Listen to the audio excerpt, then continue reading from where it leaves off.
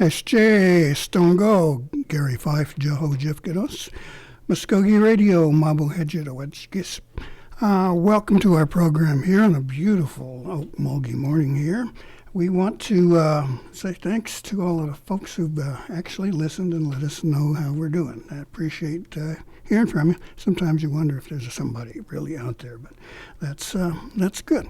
Anyway, we've got a special guest on our program today, Mr. Mark Trahant, who is a colleague of mine, an old friend, and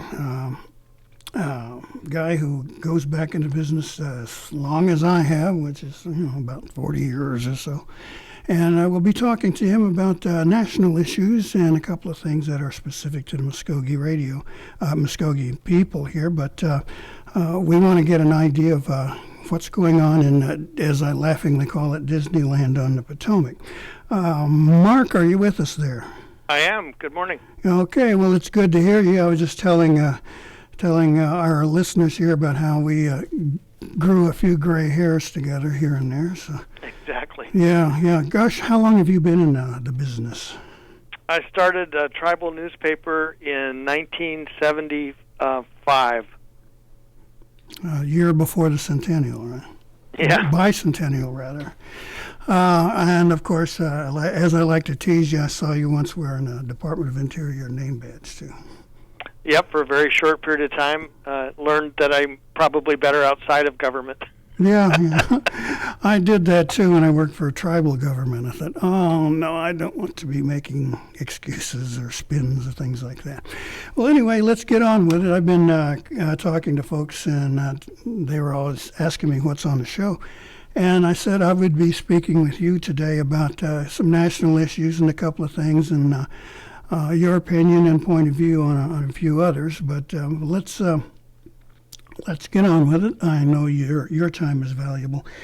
First of all, let's start at the top with the president. Mr. Trump has raised a few eyebrows here and there, and the fur on the back of some people's neck regarding Native issues. And what's your perception there? How does Native America view the president after things like Pocahontas and Andrew Jackson and a few other jabs that have gone out there? Yeah, he doesn't have, just judging from our readership, certainly the best reputation in any country. And partly it's because his entire focus is on resource extraction. So the tribes that do deal with resource extraction tend to have a working relationship with the Trump administration. But on virtually every other issue, there's certainly been huge challenges ranging from the recognition of tribal lands to spending on infrastructure.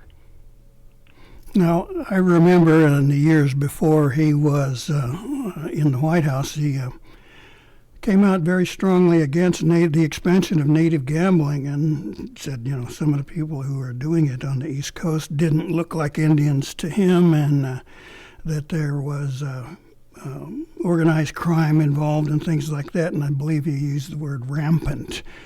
Is that still echoing in the relationships between tribes and the White House? Well, only in the sense that where there are contentious issues primarily involving land, he's sided come down on the side of the gaming industry. And we now know from former Interior Secretary Ryan Zinke was lobbied heavily by casino interests in the Mashpee land into trust issue, and basically sided with existing casino companies over the tribe and historical precedents. So that came out of this administration without a doubt. This president really hasn't, other than his demeaning references to Pocahontas and his support for Dakota Access Pipeline, hasn't spent a lot of time on Native issues compared to other presidents, virtually none. And so maybe that's a good thing in the sense of actually getting things done. Right. We don't want him spending too much time finding ways to get in our way. Yeah, as I remember, his casino went bankrupt, and the Indian casino down the road didn't, right? Right. He's had several that have done that. And I think that's an important piece of context is so much of the president's early encounters with Indians was basically a fight over bookies. Who was going to get to do the deal? The repercussions near on his land status issue. What does that mean for Indian country if he were given the support and the ability to get what he wants there?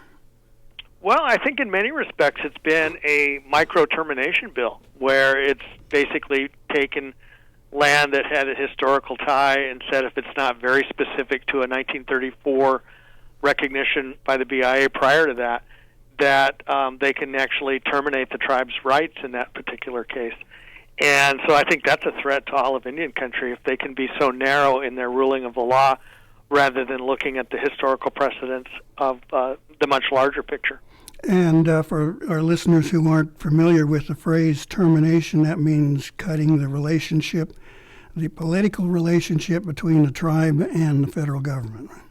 Correct. And it was a policy of the United States in the 1950s. Right. The Menominee tribe comes to mind there, and that was a disaster. Right. 130 tribes were terminated, and virtually all of the ones that were terminated had economic resources at the beginning of the termination project and ended up destitute by the end of it. So those who were backing that got what they wanted out of that program. Yeah. There was a senator from Utah that just hated government, Arthur Watkins, and termination was his personal project, and he would badger tribes and basically blackmail folks with the prospect of per capita and say, if you ever want this again, you've got to terminate. And the tribes that did ended up with virtually nothing. Right, and a few of them were successful in regaining the status, but most of them aren't around anymore. Correct. All right, let's move on to current issues involving economics and money. We know that the president had put up a budget that looked at cutting millions and millions from programs for Native Americans and other programs that our tribal governments have participated in. I think I saw the figure $300 million for the Bureau of Indian Affairs and the Bureau of Indian Education. Now that was what he had proposed. So what's happening there? What's the status or any action coming up? Well, the president's budgets in general, not just this president but in general, don't go very far. They're really just messaging documents about what the administration sees as a priority, because the Constitution gives Congress, not the president, the power of the purse. So Congress decides how much money will be spent. And when Republicans controlled both houses of Congress, there were still better budgets than what was coming out of the administration. And now that is likely to continue with the Democrats writing the budget in the House. The challenge, there's a bigger budget challenge, and focusing on these budget cuts kind of discounts that. And the bigger challenge is that everybody has the votes to say no, but there's really a difficult path to get to a yes. And so one faction, maybe to the Democrats in the House, can say no to a budget they don't like that doesn't spend enough. Republicans who favor defense spending can say no because there's not enough money in that. And getting that consensus built around a yes, which we saw with the government shutdown last time around, is particularly challenging. Where this is going to get tricky is that under the Budget Control Act, which was passed back about 8 years ago, if Congress doesn't come up with a budget that they can agree to, there will be drastic spending cuts through sequestration. And that's actually the biggest danger to Indian country, is that we'll see sequestration again, which was the impact last time was devastating. Now, a lot of tribes still are very heavily dependent on the federal dollars. Others are not quite as dependent on those monies. In your position there and kind of watchdogging Congress and the administration and what's going on in D.C., what have you seen as feedback from the tribes? Have you had much chance to listen and hear from them? Yeah, tribes have given a pretty, both through political organizations and independently, tribes have come up with forward proposals on what they would like to see in the budget. And I think they're getting a lot of traction, particularly in the House. It's just a question of whether that then can translate into an operating budget given this environment. But tribes have been very good at getting their word out about what the real needs are in Indian country. Today we have a story about, yesterday, the president and the leaders from Congress met and came up with a deal to spend $2 trillion on infrastructure. And that's really needed. Everyone agrees that it's a requirement. But almost immediately, the minute they left the White House, everyone started to pick apart the deal. And the House majority, or the Senate Majority Leader, Mitch McConnell, said that they wouldn't touch the tax code to pay for any deal. $2 trillion is a lot of money. And the Democrats, some of them said, well, we want to include climate change spending in this, which the Republicans won't do. So even though they came up with this deal in principle, the fractionated aspect of Washington right now means that it's really unlikely that anything is going to happen other than more gridlock. The future looks kind of interesting now with the House being controlled by Democrats and, of course, the Republicans in the Senate. What's the atmosphere then for Native issues as they go to Capitol Hill? Well, as Congress still hasn't passed a Native issue, there's a couple of in the Senate small bills that may pass this very soon. I think on Indian issues, there's actually a lot of consensus that both parties see support for. I think some of the contentious ones that are going to be difficult is to try and come up with a way of moving beyond the party divisions. And I'll give you an example. The Violence Against Women Act, normally when it was first came up, 20 years ago, went through Congress with virtually support from Republicans and Democrats. And there were a few opponents, but not many. It got a little more contentious when it went up again, and it became much more of a party line thing. But Tom Cole brought a lot of Republicans over. And now the issue is very much party lines, and partly because there's a provision in there that allows somebody convicted of a misdemeanor to have their gun taken away. And the NRA opposes that, and they're opposing the bill as a result. And so what that means is for any Republican voting for the bill, they'll get a score that says they're not supporting the NRA that will be reflected in campaign donations and advertisements, and so they're backing away from it on that principle. It's just a really tough environment for people to get across the aisle and work with the other party. Now, we've had our eyes on the VAWA issue for, since it was in conception.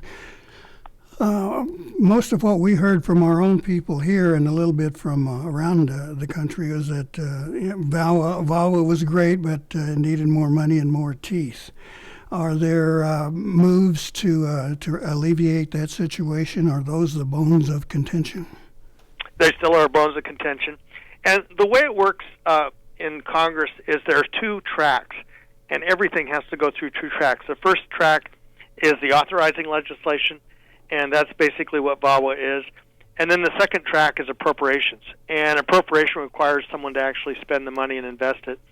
And this is a pretty difficult environment for appropriations. Getting it past both houses of Congress is just really tough right now.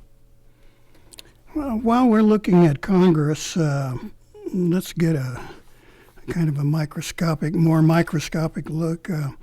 The addition of 2 Native American women in the House is being hailed across Indian America as a wonderful step forward.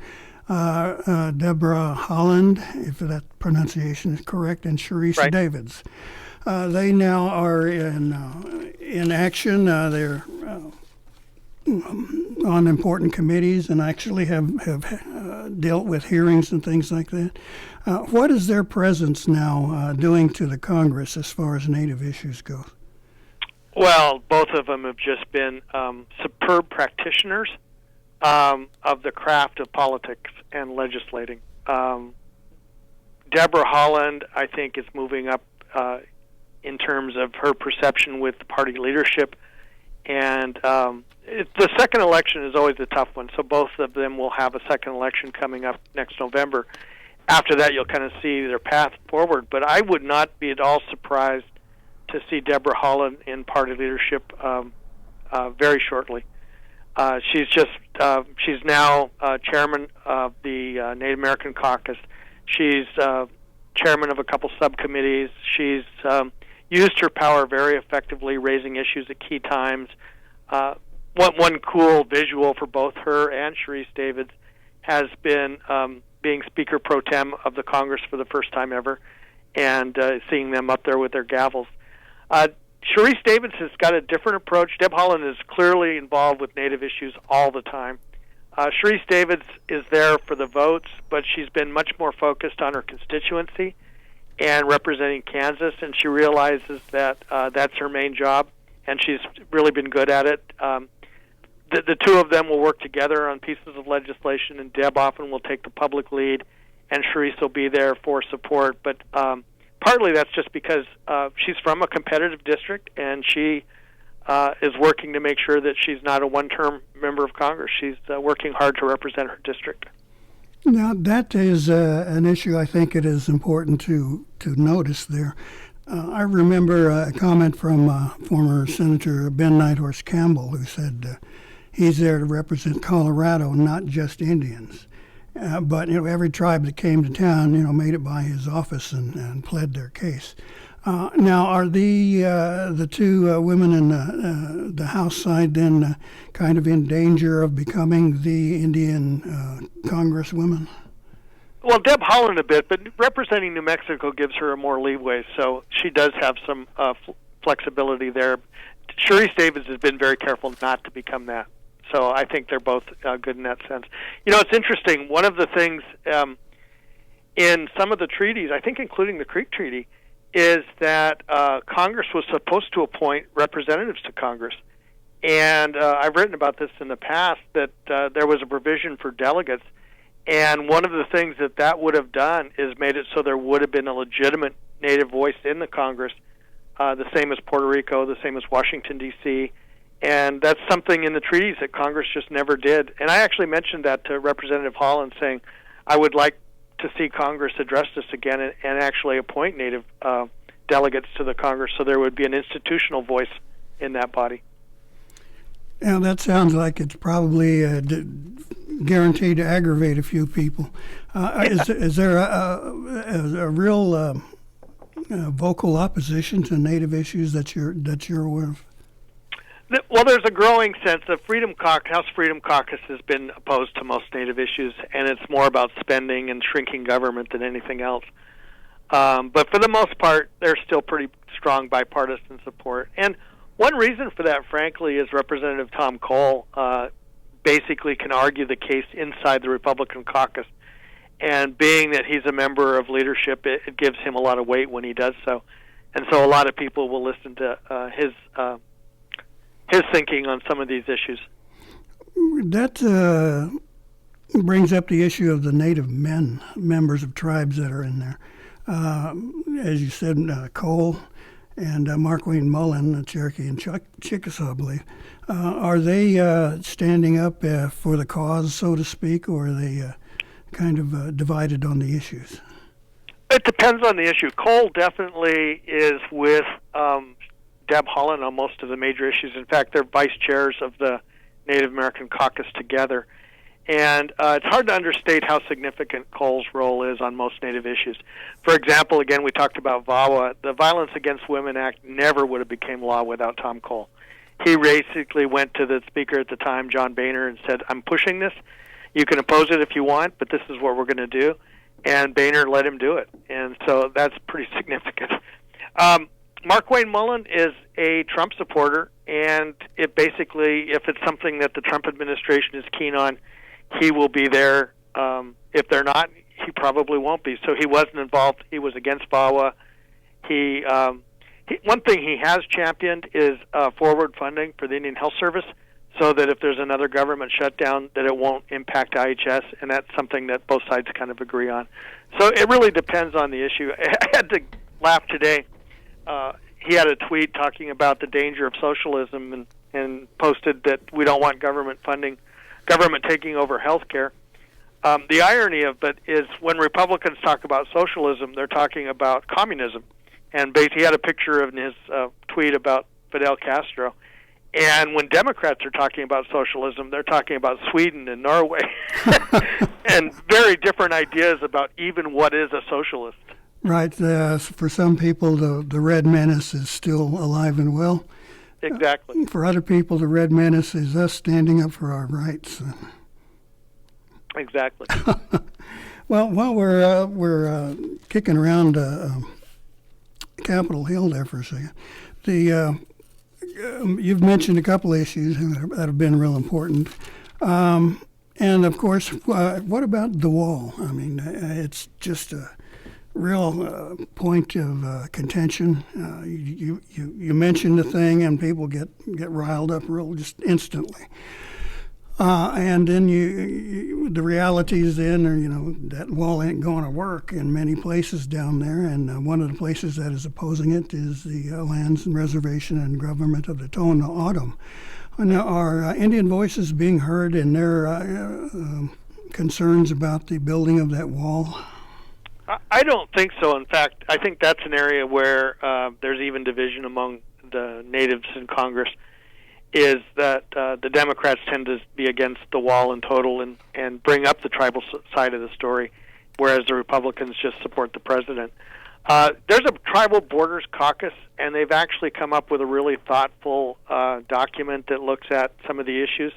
It ranges from saying there are people on both sides of the border in our tribal community, and they should be able to go back and forth, to the protection of species, which is becoming a huge issue because if they build a wall, that impacts where herds travel and can feed, and as well as the ability to gather sacred objects on both sides of the border. So the Tribal Border Caucus has actually been very specific about its desires to be included in the conversation. I mean, one of the issues is simple of what languages do the Border Patrol have access to? If they only do Spanish and English, they're missing out on tribal languages that are often spoken by the people trying to cross. So it's been an interesting one that still requires more voice within the federal government. It's interesting, Indian country deals with more borders than pretty much any community because you have the U.S. and Mexico, but you also have the U.S. and Canada. And then I was interviewing some Yupik fishermen in the Bering Sea who got caught on the ice and ended up in Siberia and Russia. So border issues are far more complex for Indian country than almost any other community.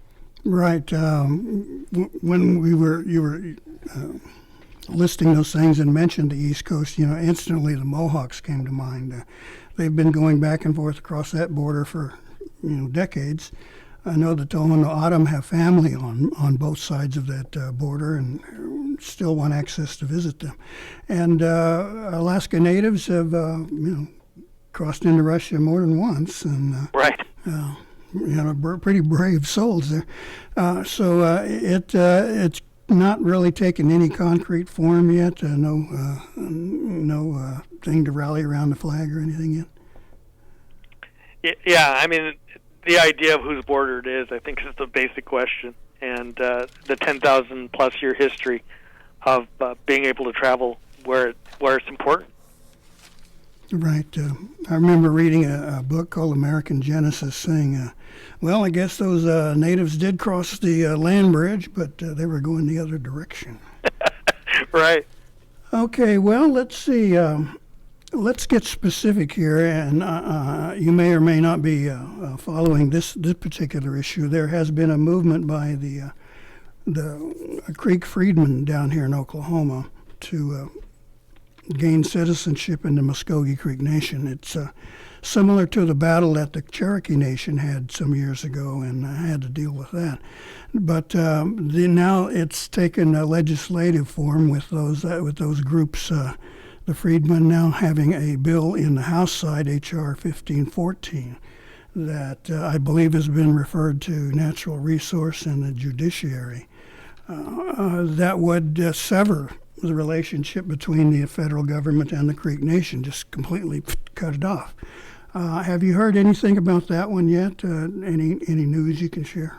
Yeah, not a lot, but I will say this, that the last time this came up, particularly with the Cherokees, the Congressional Black Caucus was the one that promoted the legislation, and they were doing so very publicly. But at the same time, they were still supporting tribes on other issues. So even though they said this was an all-or-nothing deal, in practicality, it was not an all-or-nothing deal. And I think it's going to be similar again, that some of the strongest supporters for tribes in the Congress are the Congressional Black Caucus, and that hasn't changed with this legislation. What's your thoughts here on this question? Was it a tactical move, you think, by the freedmen to have this issue debated in a court there in D.C., which is predominantly African American, with visibility from the African American Congress members? Did they go there for that reason, do you think? Was it a good move? I don't know. I mean, really, the resolution at the Cherokee side was from Cherokee, and you would think that it would be the same process that would ultimately resolve it. And with Cherokee, it was so specifically a division between treaty rights versus tribal self-determination that there were two really colliding principles involved. And so that meant there really was no right answer ultimately. But the Cherokees resolved it themselves through their process, and I think anytime a tribe does that, it's always a better situation. Okay. But any idea of where the status of that bill has? No hearings yet? Yeah, it's not going to have hearings. It's not going to go anywhere. Okay, well, that'd be nice. All right, now let's move on to the issue of consultation. Under President Obama, he set up a very strong and well-received consultation process. The tribes came to D.C. and sat and talked with the key officials and cabinet members, and the president himself made a couple of appearances and vowed to honor the relationship, and kind of on and on and on. But when the current president took office, all of that just kind of went to the trash heap, so to speak. Right. Consultation is really in trouble across the board. The government, basically, at all levels, not just the federal government, is practicing it with cursory, at best, conversations. It's basically, here's what we're going to do, and it's too late to do it. There's a new GAO report, it's about 2 months ago old, that looks at that and says that with so many of these infrastructure projects, by the time the tribes got it, they had very little ability to influence how the projects were going to run, or how they were going to, where they were going to be built, or what, basically a way to make them better. And that remains a problem. I think it's something the next administration is going to have to take seriously and look at. But it's not just the federal government. At state level, there's a lot of governors that are completely ignoring consultation and going forth with projects that tribes oppose without even talking to them about why. Right. The DAPL project in North Dakota is still a bone of contention. They're still fighting that battle, and I'm sure there are others around. Well, Pebble Mine in Alaska is another good example. Right. Oh, gosh, isn't that a mess? The idea, though, that the government would take our input very seriously just kind of seemed to evaporated. Now, the news coverage I saw of the recent NCAI convention, what was it, in Denver? No, it was here in Washington. In D.C.? Okay, good. The representative sent by the White House came in and essentially knew nothing about Native affairs, and then kind of just show up and show the flag kind of thing. What does that tell Native America? I mean, did you follow that and some ideas on the outcome? I knew it was a mess, and tribes were getting angry too. Right. My colleague Jordan Bennett-Begay was there, and she did a great story about the issue. The White House basically wanted just to be present and to do a listening session, but they wanted it very carefully scripted. And particularly the Oglala Lakota tribe and its leaders wanted to have a robust forum and discussion, and the White House had wanted none of that. NCAI kind of got in the middle because NCAI was hosting it on behalf of the White House and was trying to keep the White House protocols in place, but the tribes were having none of that, and they wanted to have a much more robust discussion, and so it kind of it blew up on everybody. Right, I understand. Didn't the Oglalas walk out of that meeting? They did, and they were not the only ones.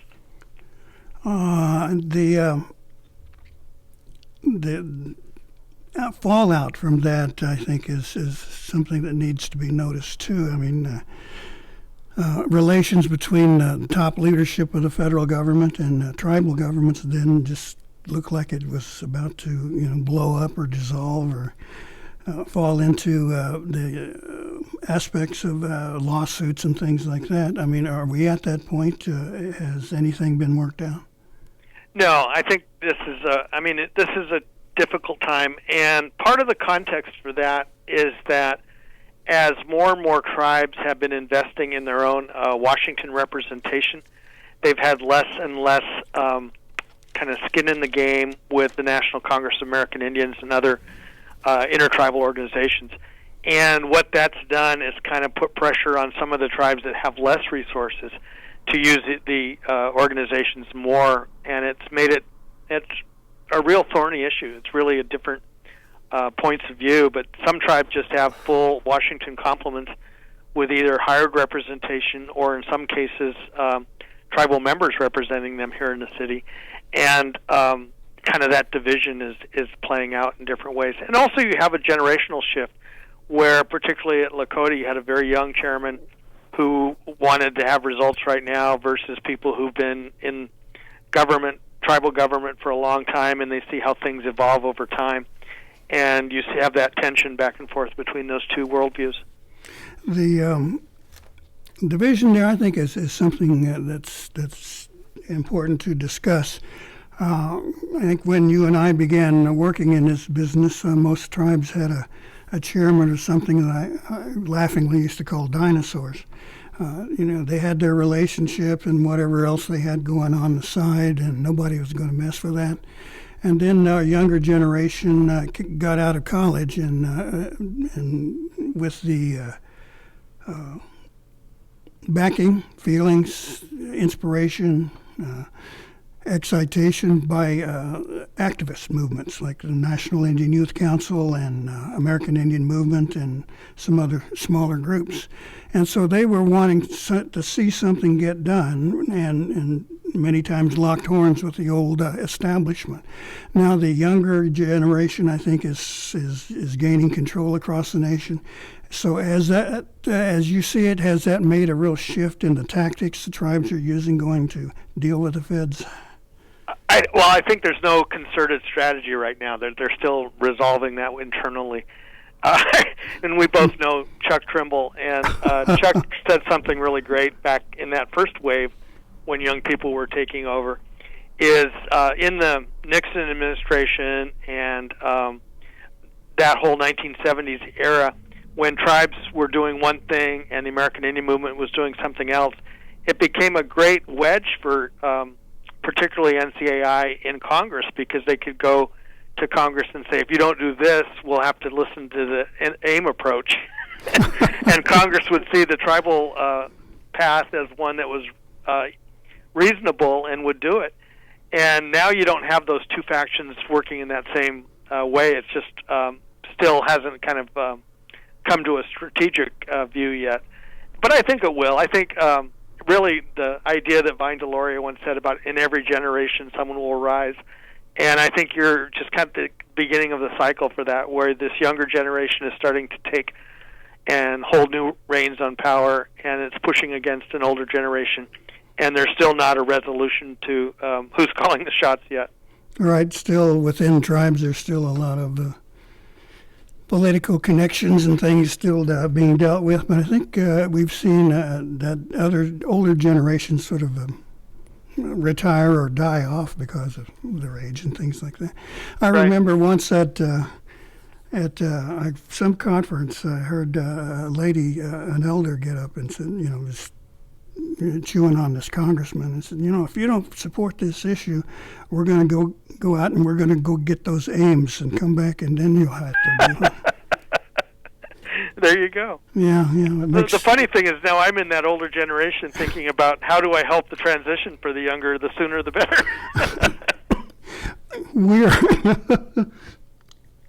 Let me compose myself here a second. We're in that a generation that having to deal with it. I've got a lot more gray hairs now than I used to. Right. Now, a couple of times we've talked. You mentioned the role that NCAI is playing, and that organization itself was used to be the rallying point. You can go to NCAI and get your direction or connections or support or whatever else. But in recent year or two, they've undergone some internal turmoils that really affected their presence outside of D.C. and people wondering what's going on. What have you seen happening there at NCAI? I know they've gotten rid of an attorney, the director retired, and that was over some really nasty issues. But Right. what's happening with that organization? And let me make a note here. They have a relationship with you and your news organization. Are they still sort of the parent company? Right. So maybe start with that. Just in the last month, Indian Country Today became a limited liability company, and that company is completely owned by the NCAI Fund, which is the nonprofit version of NCAI. We have a pretty comprehensive memorandum of understanding between the two institutions, and in the next week or two, we'll actually have our own board of directors separate from NCAI. And the board is going to be comprised of 3 members, one of whom I appoint, one of whom NCAI appoints, and one of whom the Native American Journalists Association will appoint. So we'll have that separation. We've been working really hard at separation from NCAI, even though they own us. That said, again, my colleague Jordan Bennett-Begay did a really comprehensive story on the challenges of NCAI with that incident you talked about. And what happened was, a couple of years ago, there was an attorney here who was involved with sexual harassment, and the system in place for dealing with that was not working. And since then, all of the people involved are gone, both the people who were on the victim side, and also the perpetrator was fired. And there was a comprehensive study by a law firm looking at how NCAI dealt with these things, and since then they built up a human resource section, and I think they're actually going to hire an HR director to have more of a process in place for that. And so all of that's unfolding very similar to what's going on in all parts of society. It's really not just NCAI, it's the BIA, you can pick any institution and look at some of these same workplace issues and how the institution resolves it.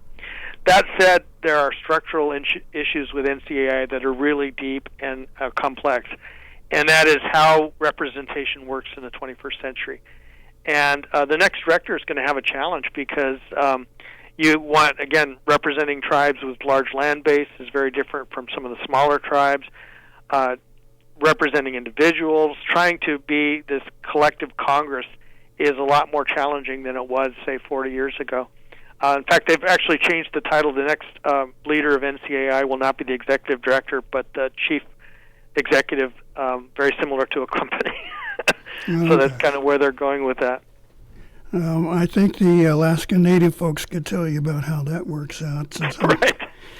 When they made their deal on the Alaska Native Claims Settlement Act, I was kind of thinking, that doesn't provide for any sovereignty or anything like that. It just makes you a company, and sooner or later that's going to come back to bite you. And I think they've been bitten several times.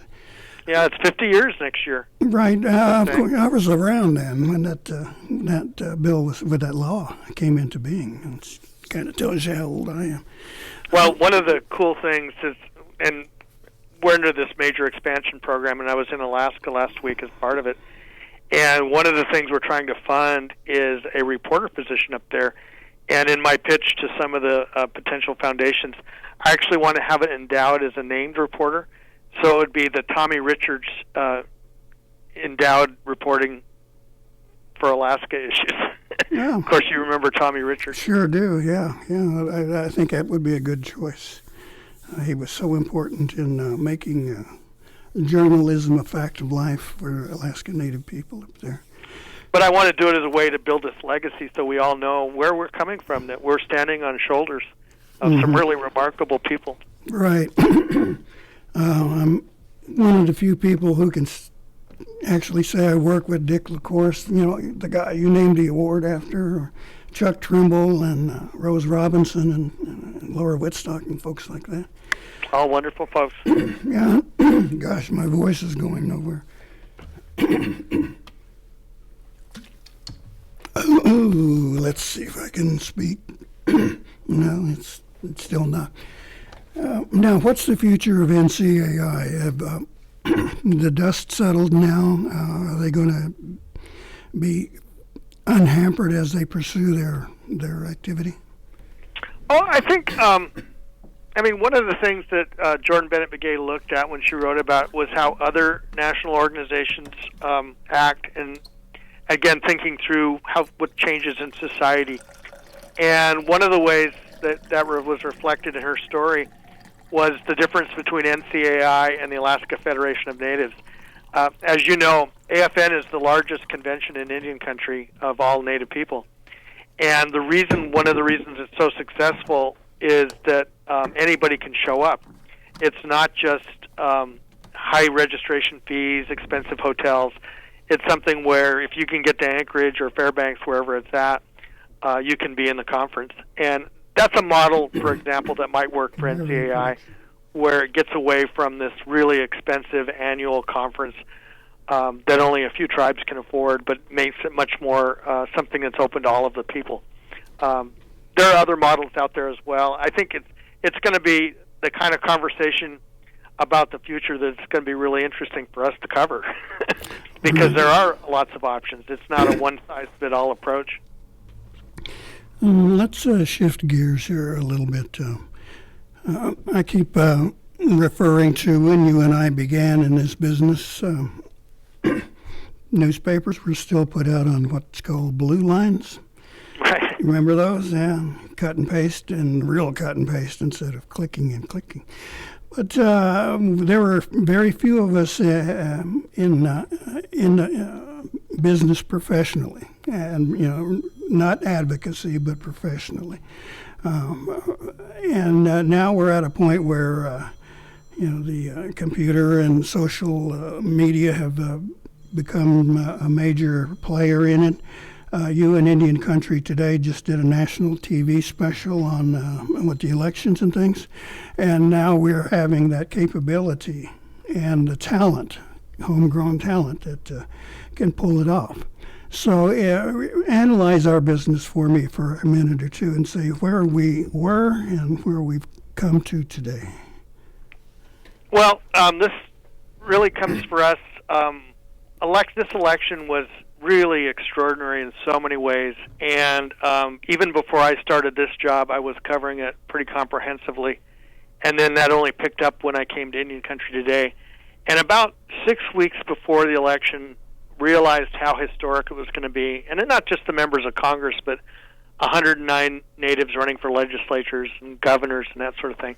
And so I remember thinking, I want to do something with this, and decided to invest in a national broadcast for election night. And within 5 weeks and for about $50,000, we put together this national broadcast.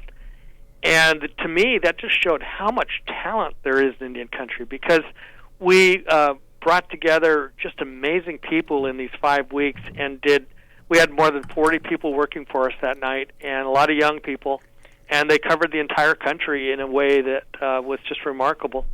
And so for me, that kind of set the tone that it's not a problem with talent, it's a problem with the institutions of media not opening their doors.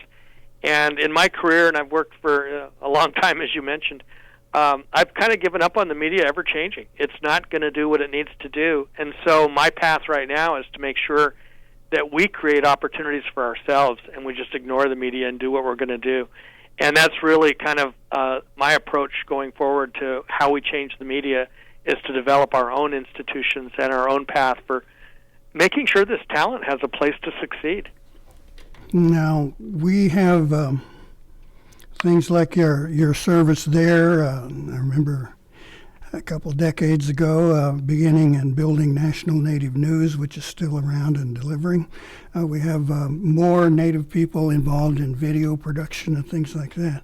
So taking all that into consideration, how good of a job are we doing? We're building. I mean, this is really, I wouldn't say it's perfect. There's a lot of areas where we're really good, and there are really some great stories. High Country News, for example, right now is doing some great stories. We've done some stories I'm really proud of. But we still have ways to go. It's always something you're trying to improve on every time. I just wrote our mission statement for our new board and our memorandum of understanding. And I came across something that Vine Deloria wrote, and that was that it's not that news that's been missing, that Indians have access to news, but he said what we're really badly handicapped is interpreting what events, policies, and personalities really mean. And he said that's where you can get to the idea, because it's the interpretation and the context that will lead to tribes determining our own futures.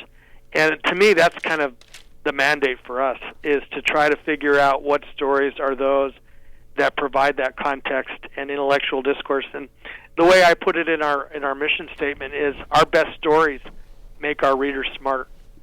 And that's really what I want to do with the stuff that we can take some time on and do. Right, take that activist spirit and deliver it to our people. Right. Let me back up a little bit. An item that I noticed on my list I almost forgot. We have finally an Assistant Secretary for Indian Affairs, Tara Sweeney, Alaska Native woman. It took forever to get her confirmed, and now she's in a position of having to address Native American and looks like in some cases deliver some bad news.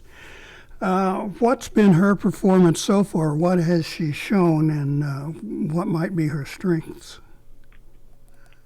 Well, I guess on the downside, she's done exactly what she's told.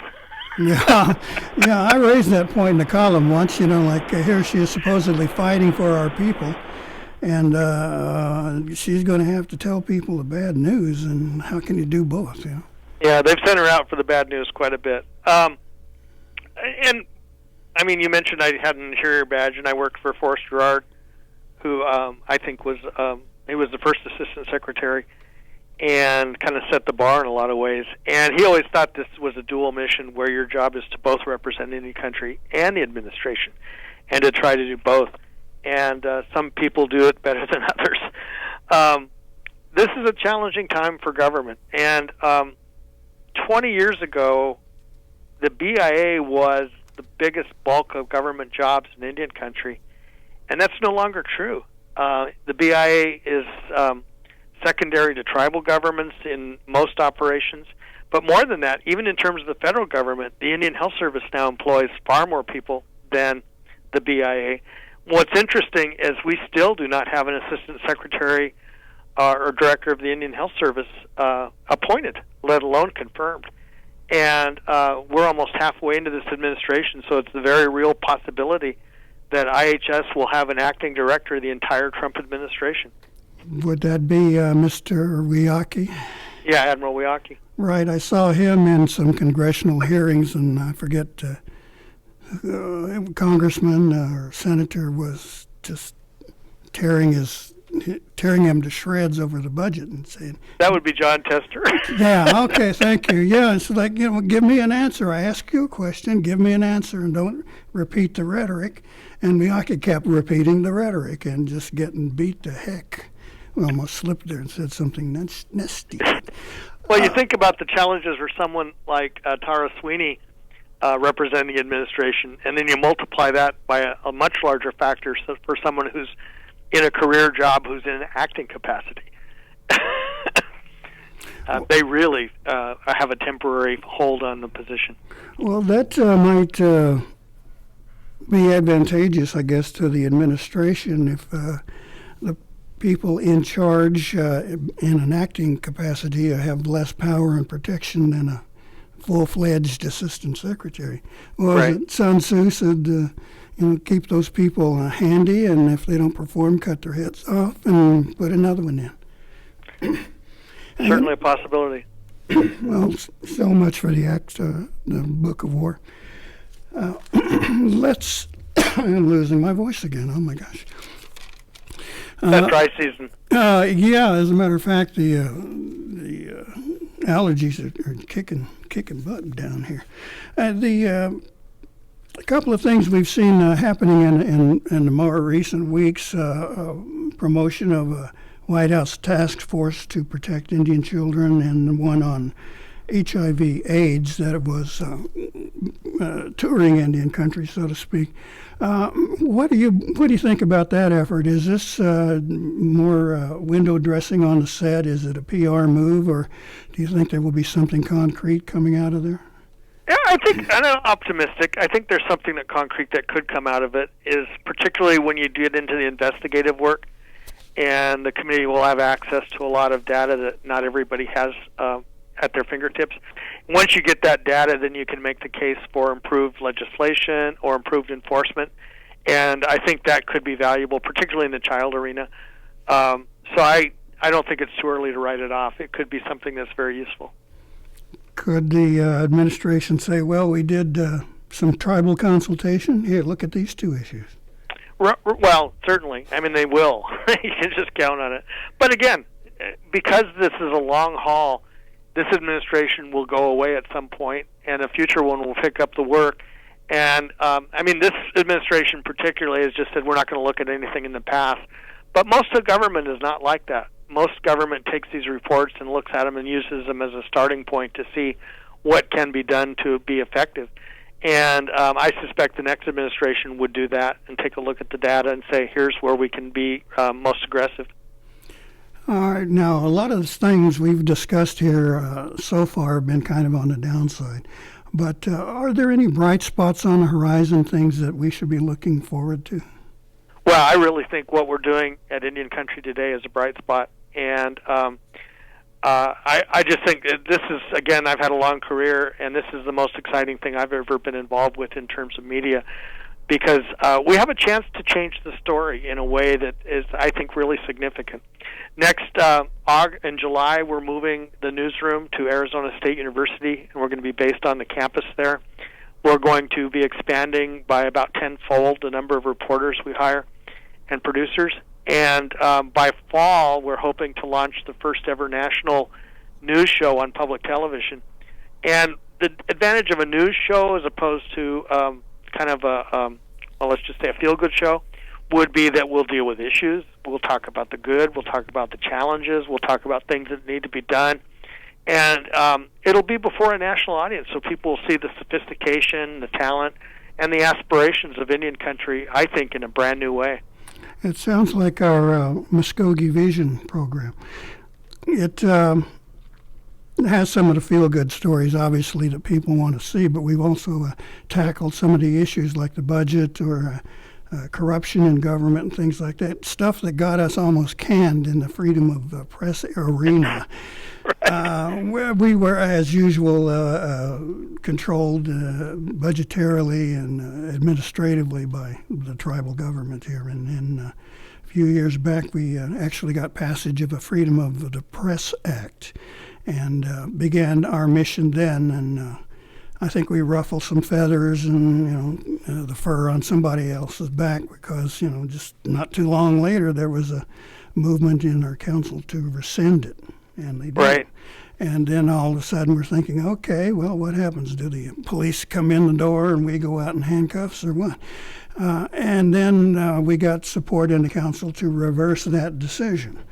And then as it passed the council, our tribal chief vetoed the bill and said it was for budgetary reasons and other financial considerations. So we have worked out a deal now, I think a very amicable situation, and have survived, and I think doing a job that we still need to be doing, and I believe our reaction and feedbacks have been pretty good. Now, is this the same kind of situation you see still facing tribal journalism? Across the country, it's a ongoing back and forth, and a lot of tribes have resolved it. I mean, it really is one, and Richard LaCourse used to talk about being adulthood, where you recognize that the tribal press is not going to write everything you want, and you just deal with it. And the Navajo Nation went through a process to get there. As you mentioned, Mvskoke went through a process to get there, and it's an ongoing back and forth. I think every tribal community, most editors I know, start with the proposition that they work for all the people, not those who just happen to be elected at the time. And that subtle difference makes sure that you're, one, still an advocate for tribes to be around and sovereign. But at the same time, you recognize that your job is different than someone who's a political leader. Right. Okay. Well, with that, I think we're going to have to cut it off and wrap this up. Mark Trahant, thank you so much for sharing your perspectives and view and informing us on some of the stuff that's happening there in Disneyland on the Potomac. And yes, I did donate to your program, and looking forward to see what comes out on the other Sure. end. Delighted. Thank you. All right. Have a good one. We'll talk to you again, I'm sure. Okay. Goodbye. All right. That was Mark Trahant, who is the force behind Indian Country Today, the new and I think quite effective news service available for Native Americans. Anyway, we've got a few community announcements here to share. Let's see how many we can get through here. First of all, it's Kelly Cup playoffs time, and you don't want to miss the action. The Tulsa Oilers head to the second round of Best of Seven series this Sunday afternoon at the BOK Center. The fast-paced fun starts at 4:05 when the Oilers face off against the Idaho Steelheads. Nothing beats the hard-hitting intensity of playoff hockey. So buy tickets today by phone or text at 918-632-7825 or online at tulsaoilers.com. And don't miss the Kelly Cup playoffs with the Tulsa Oilers this Sunday night at the BOK Center. The National Day of Awareness of Missing and Murdered Indigenous Women Prayer and Honor Walk this Friday at 10 a.m. at the Mvskoke Creek Nation Mound, Southside Steps. Wear red. No more stolen sisters. For more information, contact the Family Violence Prevention Program, 732-7979. Okay, Mvskoke Loan Fund is offering its assistance. Grow Oklahoman get to work with new and startup companies. That's May the 3rd at Citizens Bank in Okemah and August the 9th at the College of the Mvskoke Nation. It's free for Oklahoma residents, and seating is limited. 918-549-2603. The Holdenville Creek Indian Community Center in Holdenville will be having a May Arts and Crafts on May the 4th. No charge for vendors. Equipment will be provided. Concession available. Contact Augusta, 405-379-3485. That's the May Arts and Crafts Center event in Holdenville. Okay, May 7th is a hiring event. Sofidel is holding its event at the River Spirit Center in Tulsa. Over 150 positions available and on-site interviews. So if you're looking for a job, that might be the place to go. All right, we want to remind everybody that we're calling for graduate profiles for inclusion in the June 1st edition of the Mvskoke News. Now, if you want to get your graduate picture and bio in there, the deadline is May the 10th at 5 p.m. No late profiles will be accepted. They have to get the paper out, and it takes a long time to put it together. Okay, 732-7720. Okay, what else we got here? Celebrate Mother's Day at the Council House. Basket Making with Mom. Saturday, May 11th from noon to 3. I hope to see you there. Let's see, 539-286-4663. I'd sneak one more in, I think. 2019 Senior Games, Friday, May the 31st at the Omniplex here in Okmulgee. So if the seniors want to get out and do battle on the sports field, come check it out, 732-7765. That's it for me. We want to thank you, Mabo Hedgetscut. Mado Mabo Hedgetscut. We'll be back next week with more of it.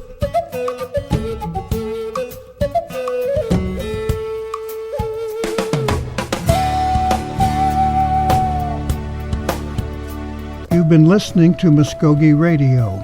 Join us again next week for more local, tribal, and community news and updates. Mado.